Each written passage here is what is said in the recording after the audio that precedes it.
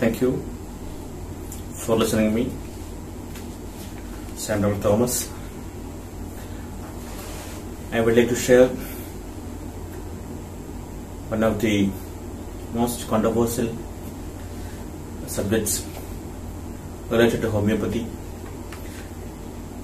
That is, homeopathy is a placebo effect. Is it true? Is what homeopathic cure is a placebo effect? I would like to invite your attention on an article published in 2005 in the medical journal The Lancet. Ajahn Chang et al. In 2005 published an article in The Lancet. The title, the homeopathic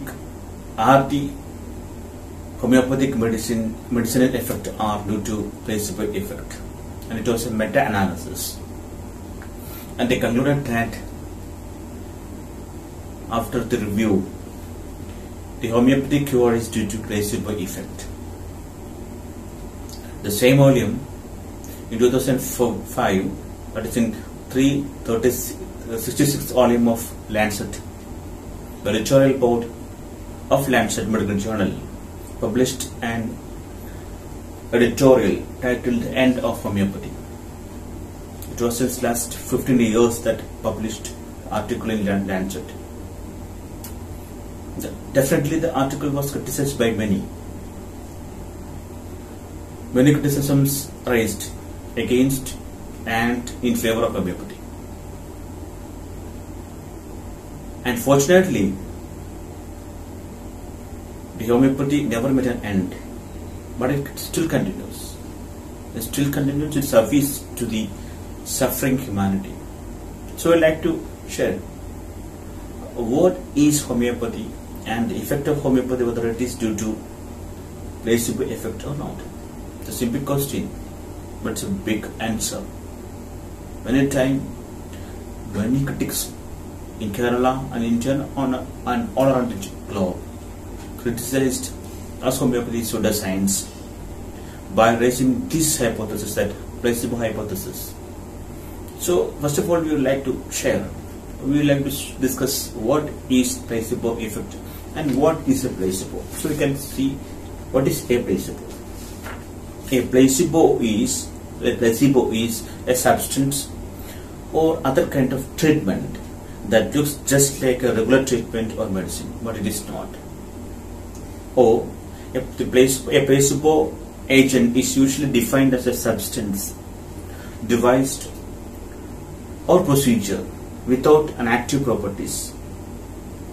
Placebos are inert treatments given historically to enlist the imagination, pleasing difficult and appeasing untreatable patients. That means placebo can be a substance, can be a treatment, can be any intervention methods, but it cannot be having a therapeutic quality or property. But when it administered orally or in person undergone a placebo treatment, that individuals definitely must develop some kind of changes, maybe psychological, maybe physiological. That effect is called placebo effect, and that substance or intervention treatment is called placebo. And placebo effect can be two types. One is placebo effect itself, and another is nocebo effect. Nocebo effects are while the placebo effect has positive outcomes, while nocebo effects have negative outcomes. So this is what is called placebo. So what and placebo effect? The effect occurred after administering or taking a placebo is called placebo effect. It is usually as a psychological impact. The major theories behind how the placebo works is based on psychological theories. especially the theory of learning. What is theory of learning? What is learning?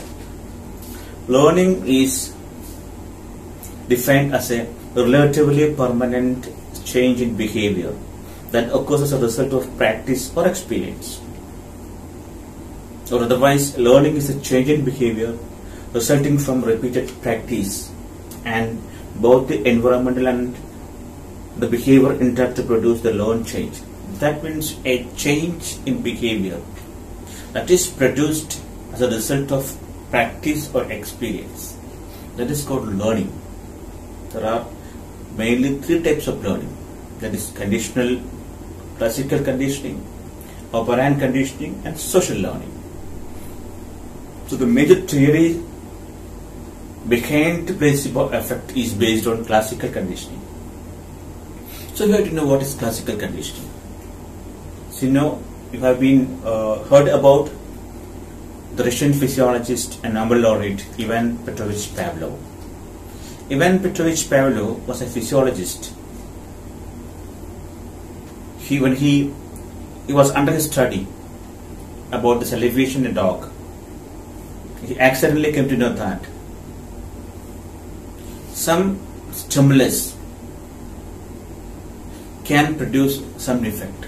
Usually, you can see whenever a food is given to a dog, the sight or the smell of the food produces salivation in the dog. In the beginning stage of the experiment, the person who is bringing the food to the dog, and the dog sees or smells the food, and he gets salivated. Slowly, in the time of the morning, the dog is expecting for the food, and when it hears the footsteps of the person who brings the food, he gets salivated. That means the dog associated food with the footsteps. The researcher, that is Ivan Pavlov, realized that even the footsteps can produce salivation in the dog. So there is some stimulus and some responses are there. So the food is a stimulus and it causes salivation. The response. The food can be called as an unconditioned stimulus, and the salivation is called unconditioned response. When the footsteps is paired with the food, that the footsteps of the person who bringing the food with the dog, it paired with the food, and it can also get salivation. After that, after several days, Petrovich remove food, and the footsteps alone can make salivation in the dog. This is what is called conditioning. This is what is called classical conditioning. In a sense, the dog learned that the footsteps will create salivation. It's an involuntary process, not a voluntary process. It's an involuntary process produced in the dog. So this is what is called classical conditioning. So is it possible in human beings? Yeah, it is possible in human beings. In many researchers, this classical conditioning studied and happened. You can see in a behavioral conditioning of immunosuppression is possible in human beings. That means in another incident, another experiment, some researchers has given cephalosporin. It's a immunosuppressant drug. It was paired with some flavored drink, and this immunosuppression cephalosporin, the immunosuppressant drug plus flavored drinks, was given to some group of people, and after some time, the researchers removed cephalosporin and the flavored drink was given. The flavored drink produced immunosuppression in human beings. That means classical conditioning is possible in human beings too. And Some neurochemical and neurobiological results are also happening where placebo is working, especially the frontal cortex of human brain, which is very much responsible for the cognitive process, is get triggered after taking the placebo or doing the placebo effect. So the frontal cortex, especially the dorsolateral frontal cortex, ventromedial frontal cortex, lateral orbital frontal cortex, and nucleus accumbens. These are the areas where the placebo action triggered signals. So this is evident that classical conditioning is possible. So what that? How it can be related with homeopathy, or it cannot be related with homeopathy? Placebo effect is have some important characteristics. You know, what are the characteristics of placebo effect? The placebo effect is short lasting and it cannot make any pathophysiological changes in human beings, and it mainly affects psychosomatic symptoms. In simply that it can change some symptoms in human beings. Mainly it is psychological. That placebo effect gives some kind of psychological relief to the patients, which is short lasting, and it cannot make any pathophysiological changes in human beings or any other animals. And the placebo effect are mainly psychosomatic. But concerning the effect of homeopathy, homeopathic medicine therapeutic effect is long lasting. At the same time, it can produce pathophysiological changes. How pathophysiological changes? See, endometriosis is a serious condition in women especially during the reproductive age. It can affect their fertility. It can cause pain in abdomen. The general treatment options are surgery and hormone therapy in modern medicine.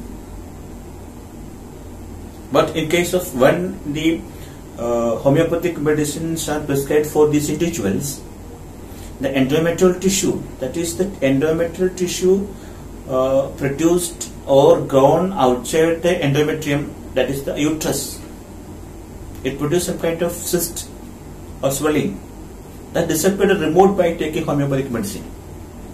That means homeopathic medicine can change the pathophysiological changes. So it is not a placebo effect. Homeopathic medicine can cure many other type of diseases, except surgical cases, in severe stages. But in later stages or in primary stages, you can do you manage with homeopathic medicine. So the important thing is that homeopathic medicine is not at all a placebo, because it was not pairing with any other interventions, because placebo effect is occurred due to classical conditioning. For classical conditioning, the unconditioned reflex has to be paired with some conditioned stimulus. So there is no such conditioning or pairing happens in homeopathic medicine. So it is not a placebo. And second one is the therapeutic effect is long lasting and consistent case of homeopathy. That is, homeopathy cure is long lasting and it is consistent. And the third point is it can make pathological changes in human beings or in any other animals too.